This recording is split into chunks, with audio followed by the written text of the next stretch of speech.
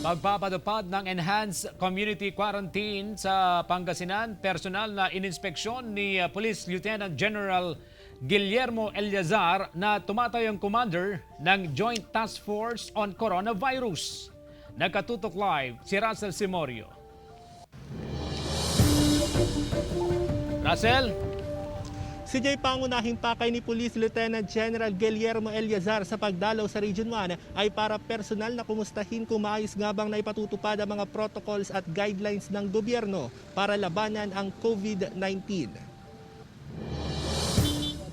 Sa border checkpoint ng pulisya sa Rosales, Pangasinan, pinangunahan ni PNP Deputy Chief for Operations Police Lieutenant General Guillermo Eliazar ang inspeksyon sa mga motorista na pumapasok sa probinsya. Si Eliazar din ang tumatayong Shield Commander ng Joint Task Force Coronavirus. Bawal ang mga unauthorized persons outside residence. Okay naman po.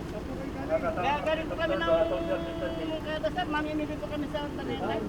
Pero may permit po kami. In-inspection din niya ang quarantine checkpoint sa Tiplex sa Puzurubio. Yung mga non-cargo vehicle, hindi nyo na hinaharang, dito na lang. Dito na lang, diba?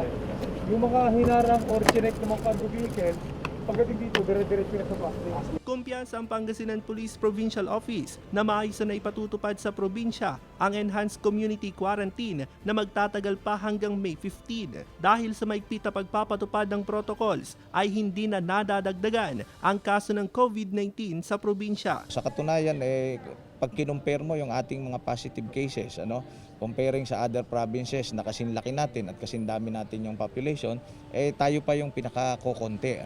Umaasa ang otoridad na sa pagkikipagtulungan ng publiko na labanan ng COVID-19, hindi na ma-extend ang ECQ sa probinsya. Ang pagsunod dito ay hindi naman makakabawa sa ating pagkatao, pagkos ito po ang siya magiging dahilan ng ating mga kaligtasan.